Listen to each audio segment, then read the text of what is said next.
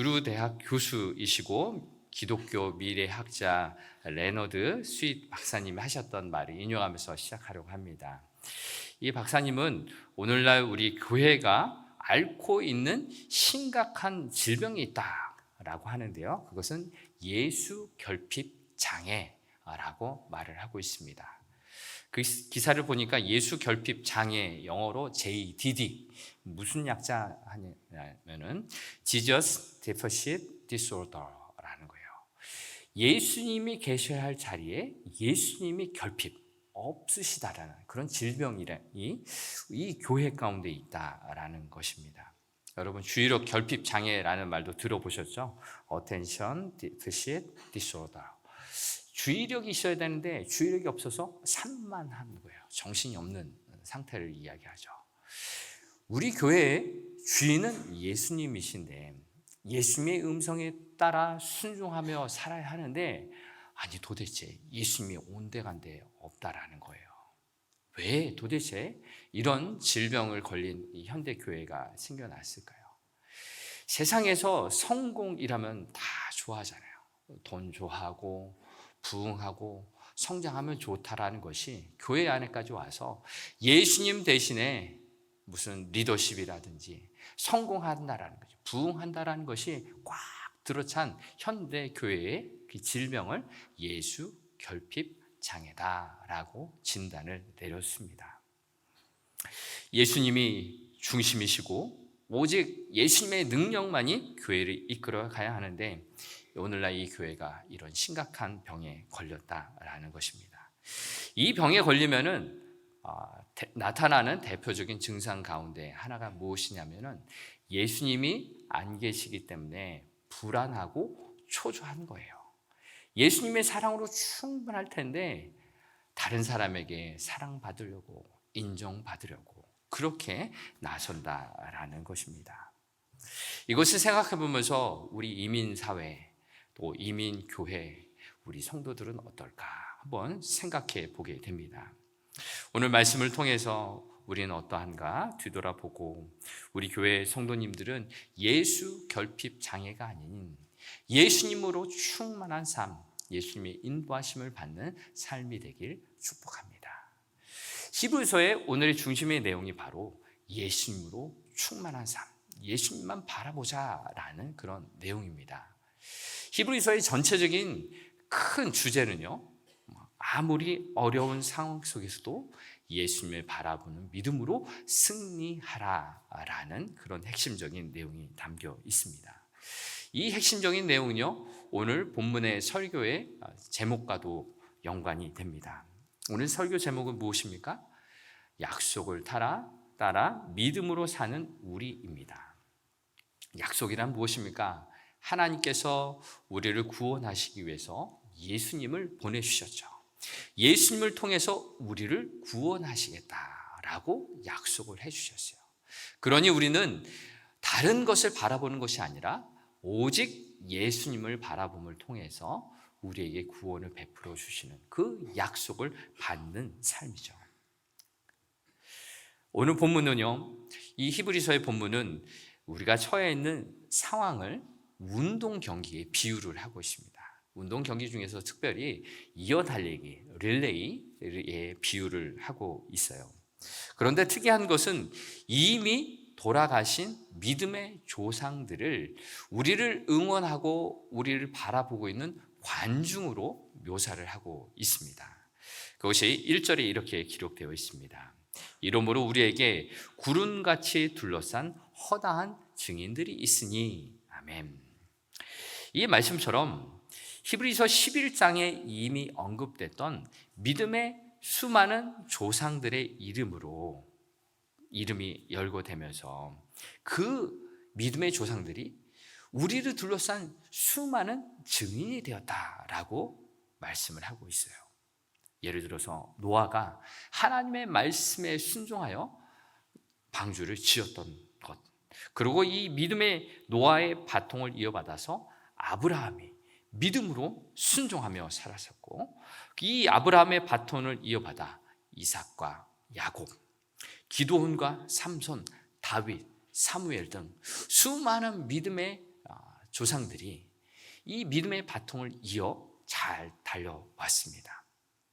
그리고 이제 우리를 응원하는 관중으로, 그리고 예수님을 증언하는 증인으로 우리와 함께하고 있어요.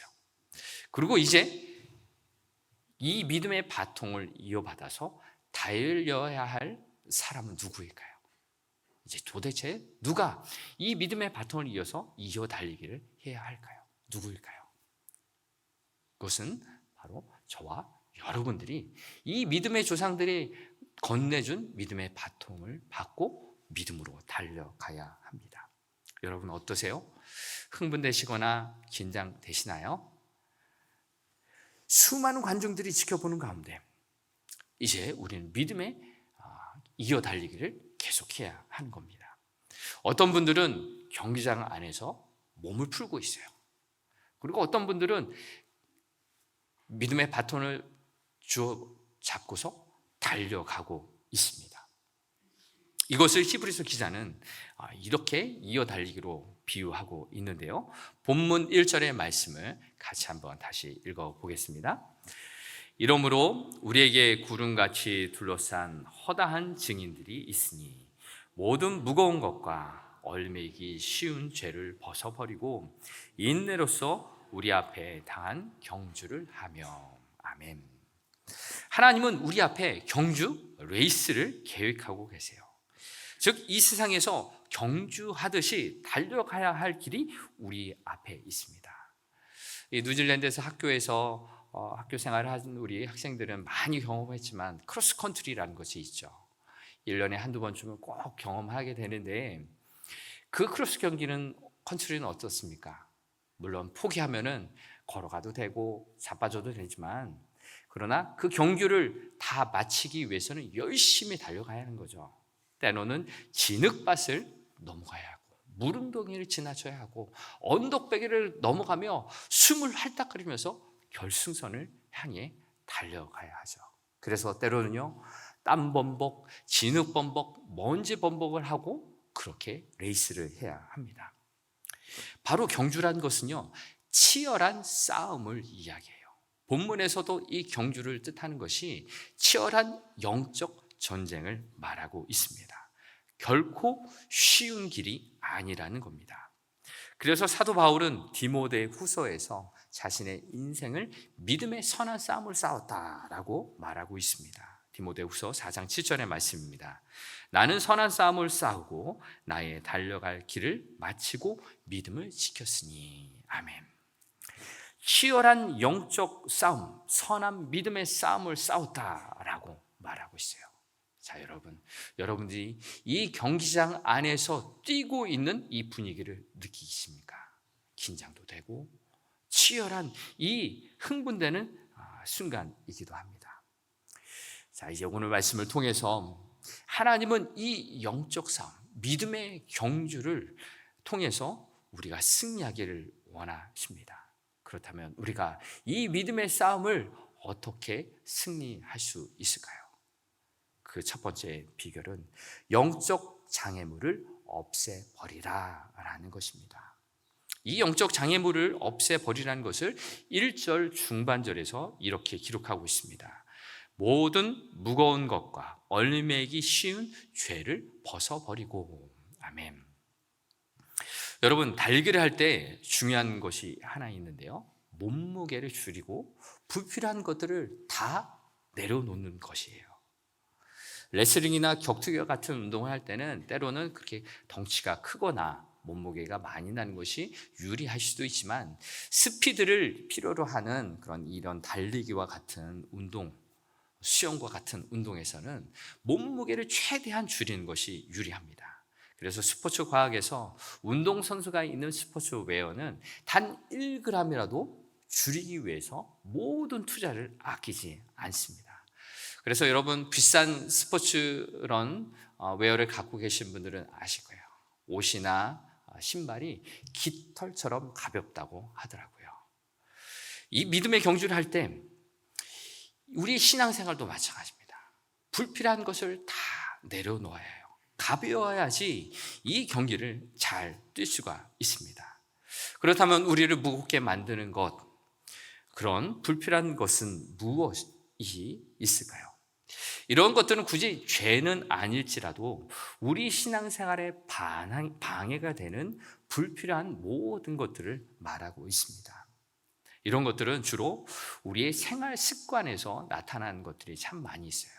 예를 들면 게으른 생활 습관, 일찍 일어나서 부지런히 생활하면 참 좋을 텐데 게으르다 보니 하나님께 나아갈 경건의 시간 가질 시간적인 여유도 없게 되는 거죠. 그리고 다른 사람 이야기하는 습관, 다른 사람에게 많이 그런 이야기를 하다 보면 흉도 보게 됐고요, 나쁜 소문도 만들어내겠죠. 바로 이런 다른 사람 이야기하는 습관들이 불평하고 비난하는 죄를 짓게 만들게 됩니다. 또 다른 습관 중에서 불필요한 것들은 무엇이냐면은 쓸데없이 걱정을 많이 하는 습관도 해당이 될 거예요. 걱정을 많이 한다는 것은 무엇입니까?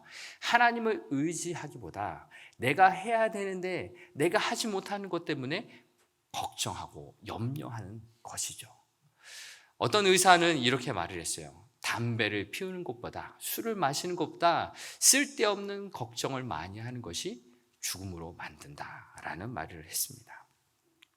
이와 같은 습관들 자체는요, 죄는 아니겠지만 죄로 연결되거나 또 주님을 바라보는데 방해가 되는 많은 잘못된 습관들이 있습니다. 이런 것들을 내어버릴 때 우리는 가볍게 신앙생활, 믿음의 경주를 잘 감당하게 되는 것입니다. 또 버려야 할 영적 장애물은 얼매기 쉬운 죄를 벗어버리라 라고 오늘 말씀을 하고 있어요. 죄를 벗어버리라 라는 것이에요. 모든 사람은 죄의 짐을 지고 있습니다. 이 죄는요, 덫과 같아요. 트랩. 아무리 빠른 동물이라도요, 이 덫에 발이 잡히게 되면 어떻게 됩니까? 꼼짝달싹하지 못하고 죽은 목숨이 되는 거예요. 죄를 짓게 되면요, 죄가 우리의 발목을 쥐고 예수님께로 나아가는 것을 방해하게 되는 거예요. 구원의 약속을 이어받는 것을 어렵게 만들게 되는 것이죠. 그래서 오늘 본문은요, 죄의 특징을 뭐라고 얘기하냐면 얼매기 쉬운 죄라고 말하고 있어요. 얼매기 쉬운 죄, 우리가 예수님을 믿고 회개하며 신앙생활하고 예배드리고 기도하고 말씀을 읽는 그런 거룩한 경건의 삶을 하지만 자주 짓는 죄가 있다는 거예요. 연약해서 계속해서 죄의 습관에 빠지게 되게 된다는 거죠. 그래서 우리는 시급하게 하루라도 빨리 회개하고 고쳐가야 할 죄들입니다. 어거스틴은 자기가 회개하고 하나님께로 나아가기를 원하면서도 인간의 육신의 정욕을 따르는 것을 포기하지 못했어요. 하나님을 알고 하나님을 사랑하기 위해 노력함에도 불구하고 진심으로 나의 정욕대로 살아가는 것을 포기하지 못했어요. 그래서 회개 기도를 하면서도 속으로 이렇게 생각했다고 합니다. 지금은 아니고 나중에 깨끗하게 살겠습니다 라고 생각했다는 거예요. 죄인 줄 알면서도 깨끗하게 회개하고 털어내지 못했다라는 것입니다. 이렇게 우리 안에서도 버려야 할 것을 머리로는 알면서도 쉽게 버리지 못하는 죄의 습관이 우리에게 남아 있는 것들이 있을 것입니다. 그 중에 하나가 용서와 화해이지 않을까 합니다. 예수님은 마태복음 5장 23절 24절에서 이렇게 말씀하십니다. 그러므로 예물을 제단에 드리려다가 거기서 내 형제에게 원망 들을 만한 일이 있는 것이 생각나거든 예물을 제단 앞에 두고 먼저 가서 형제와 화목하고 그 후에 와서 예물을 드리라. 아멘. 이 시간에 하나님께 예배를 드리러 오신 여러분, 우리 안에도 이 예배를 드릴 때 형제와 화목할 일이 생각나거든 어떻게 해야 합니까? 찾아가서 함께 화해를 하는 거죠. 용서를 하고 이해를 서로 하는 것입니다. 그런데 우리는 이 용서가 참 쉽지 않습니다. 머리는 알지만 마음으로 또 행동으로 옮겨지기가 좀처럼 어렵습니다. 우리는 이러할 때 우리의 모든 무거운 짐진 것들을 예수님께로 가지고 나와야 해요. 예수님이 친히 말씀하십니다. 마태복음 11장 28절 29절의 말씀입니다. 수고하고 무거운 짐진 자들아 다 내게로 오라. 내가 너희를 쉬게 하리라. 아멘. 우리의 무거운 짐진 것들 나 혼자는 지고 갈 수 없어요. 그런데 예수님께로 가지고 오면 어떻게 합니까? 예수님의 마음을 배우시는 거예요. 예수님의 마음, 온유하고 겸손한 주님의 마음을 배울 때 우리 마음에 쉼을 허락하시겠다라고 말씀하십니다. 우리는 무겁고 얽매이기 쉬운 죄, 우리의 힘으로는 해결할 수 없는 이 죄의 문제를 가지고서는, 그리고 예수님께로 가지고 나오지 않는다면 천국까지 올라갈 수가 없어요. 우리의 발목을 이 죄의 문제가 잡고 있기 때문입니다. 우리의 힘으로는, 내 마음으로는 나를 피눈물 나게 했던 그 사람을 용서할 수 없으니 예수님께 예수님의 마음을 허락해 주세요. 겸손하고 온유한 주의 마음 허락해 주셔서 그 예수님의 마음으로 살게 해달라고 기도할 때 우리 주님은 도와주실 줄을 믿습니다. 두 번째로 우리가 믿음의 경주에서 승리할 수 있는 방법, 인내로 달려가라라는 것입니다. 오늘 히브리서의 중심의 내용은 예수님을 바라보라라는 것이다 라고 말씀드렸습니다.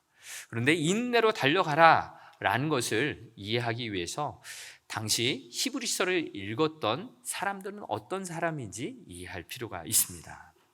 히브리서를 읽었던 그 당시의 사람들은 유대교, 즉 율법을 따라 살면은 하나님의 말씀하신 거룩함에 이를 수 있다라는 유대교를 믿다가 이제 예수님을 믿게 된 사람들이었습니다. 그런데 이들 앞에는 핍박이 있었어요. 그들을 잡아 죽이는 무서운 핍박이 있었는데 그 핍박 때문에 예수님을 버리고 믿음을 저버릴 위기에 처해 있었습니다. 당시 로마는 강력한 나라로서 로마 황제를 숭배하는 그런 우상 숭배가 있었어요.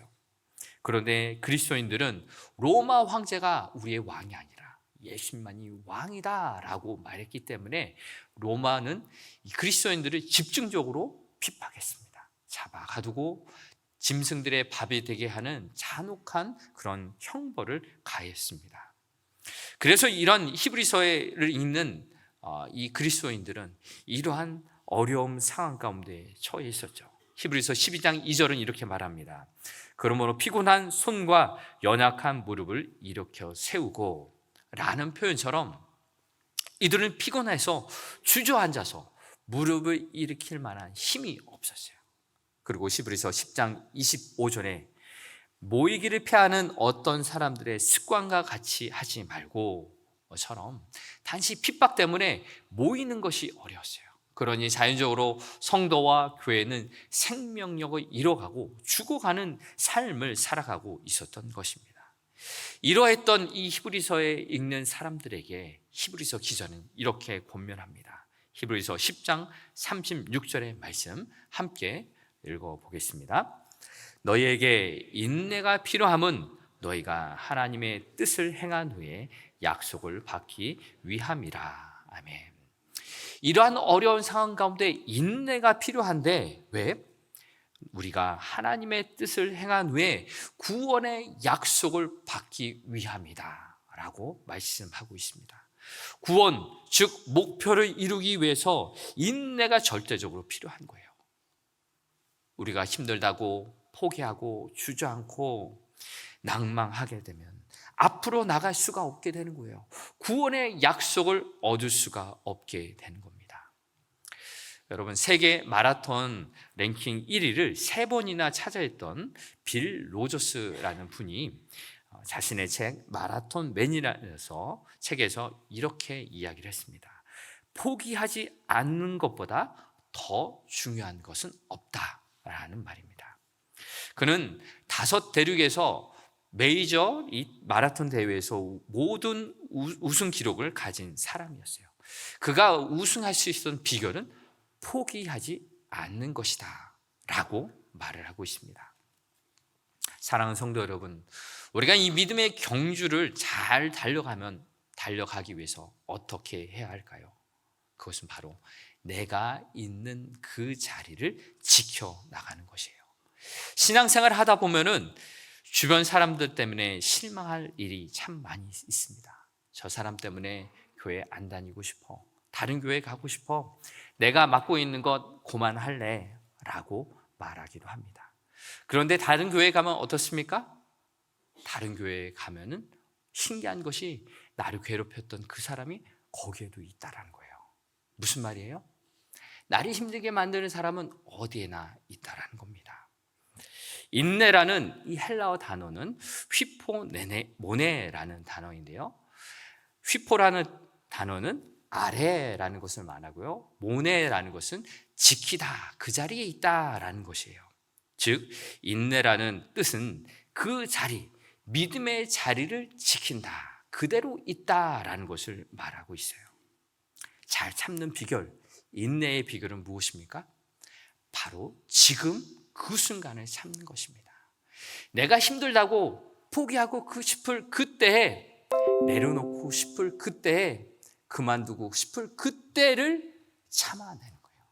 그때를 참아내다 보면은 어느새 목표 앞에 가 있게 되는 것이죠. 목표에 도달하지 못한 사람을 나고자라는 말로 표현을 합니다. 그런데 이 나고자는 능력이 없거나 체력이 없는 사람이 아니라 포기한 사람이에요. 포기한 사람. 그래서 우리는요, 포기하지 않고 참아내야 하는 거죠. 그래야 우리는 믿음이 성장하는 것입니다. 사랑하는 성도 여러분, 내가 지금 너무나 힘들다라고, 어려운 시간을 보내고 있다라고 말하시는 분이 계십니까? 참으셔야 합니다. 참고 또 참으셔야 해요. 그래야 신앙이 성장하고 믿음이 자라고 온전한 사람을 이루게 되는 것입니다. 이 인내의 훈련을 잘 감당하시기를 바랍니다. 그런데요, 무턱대고 이렇게 참으라고 하면 참 답답합니다. 속이 터집니다 라고 말하시는 분들이 계세요. 오늘 성경의 말씀은 이 인내하는 방법을 더 구체적으로 말씀하고 있어요. 그것은 예수님을 바라보며 인내하라라는 것입니다. 이것이 세 번째 방법, 믿음의 경제에서 승리할 수 있는 방법, 예수님을 바라보라라는 것입니다. 여러분, 자동차를 타시고 내비게이션을 시작하실 때 제일 먼저 하시는 것이 무엇입니까? 목적지를 찾아서 검색하는 거예요. 내가 가는 이 목적지가 제대로 검색이 되었는지 확인하고 누르면은 어떻게 됩니까? 목적지까지 안내를 해줘요. 그런데 간혹 가다가 잘못된 길로 갈 수 있잖아요. 그런데 목적지가 정해져 있으니 내비게이션은 계속해서 목적지를 향하게 해주는 것이죠.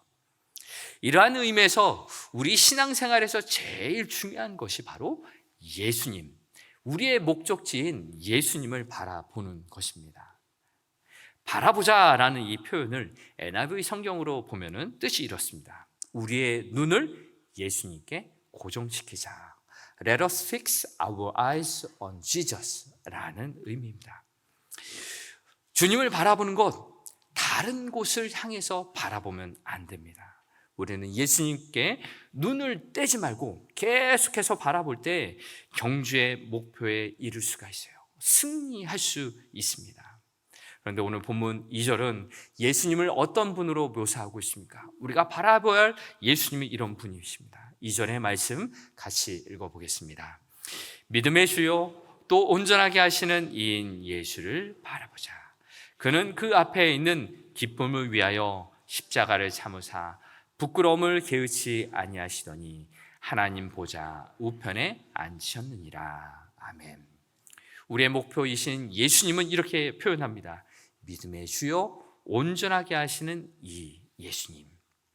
믿음의 주라는 뜻은요, 우리에게 믿음을 주시는 주인이시고요, 우리의 믿음을 온전케 하시는 이분 예수님은 우리의 믿음을 완성시키시는 분이세요.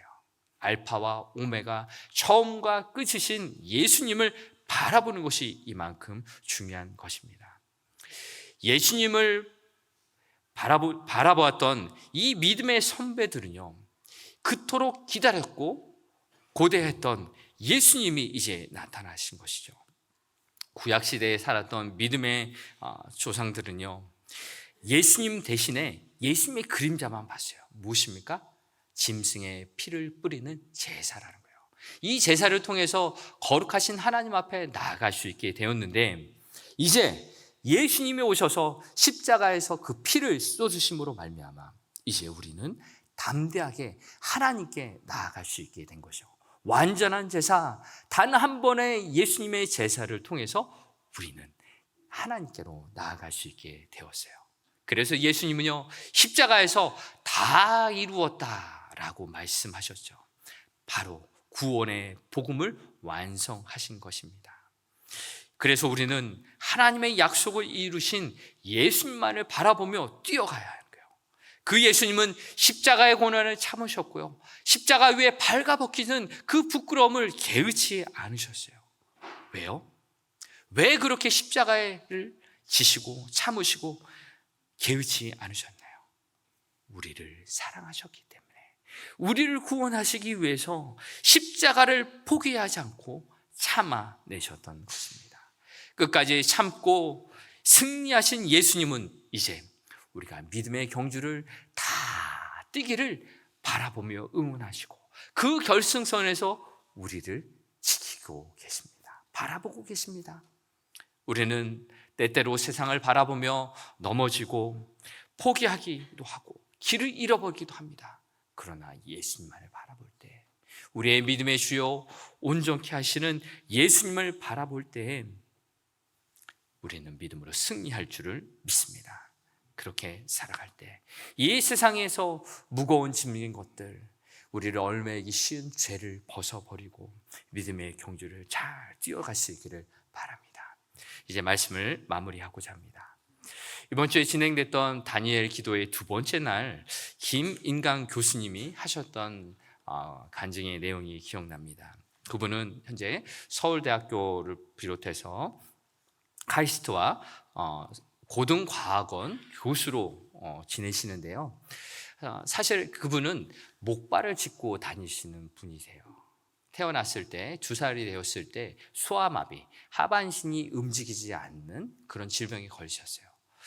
그러셨으니 얼마나 삶이 고달프고 힘들었겠습니까? 어릴 때 자존감이 많이 낮아졌고 사람들에게 비난을 받았고, 또 몸을 움직일 때는 기어 다닐 수밖에 없어요. 한 팔로 의지하며 기어 다닐 수밖에 없었어요. 그래서 당연히 초등학교도 들어가지 못했습니다.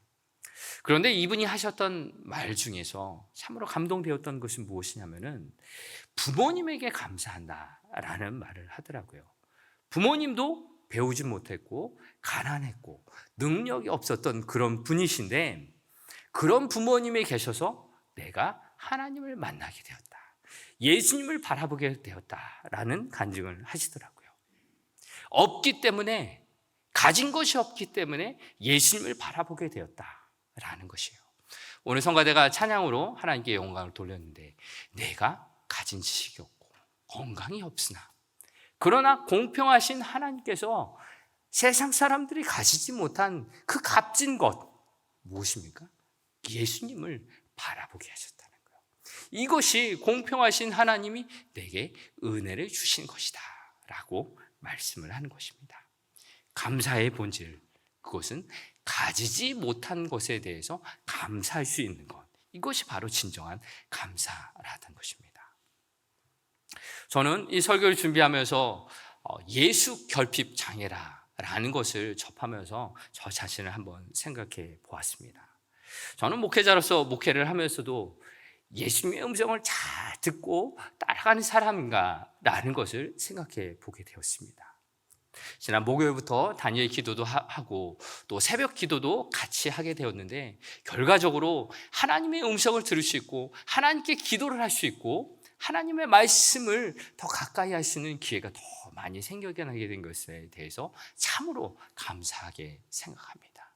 무엇입니까? 몸은 힘들어질지언정 그러나 영은 하나님께로 더 가까이 갈 수 있는 이 기회들이 주어지게 된 것이 너무나 감사하게 된 것입니다. 사랑하는 성도 여러분, 우리의 삶에서도요, 없는 것 때문에 불평할 수 있고 부족한 것 때문에 원망할 수도 있지만요. 그러나 그것 때문에 하나님을 바라보게 된다면 이 얼마나 감사한 것이 아닐 수 있겠습니까? 우리의 인생 가운데 공평하신 하나님, 그분을 더욱더 바라보시길 바랍니다. 믿음의 주여, 우리를 온전케 하시는 주 예수 그리스도를 더욱더 바라보시길 바랍니다. 우리를 사랑하셔서 십자가를 참으시고 그 부끄러움을 개의치 않으셨던 그 예수님을 우리의 인생 가운데 계속해서 바라보심을 통하여서 믿음의 경주를 온전하게 잘 감당하시길 주의 이름으로 축복합니다.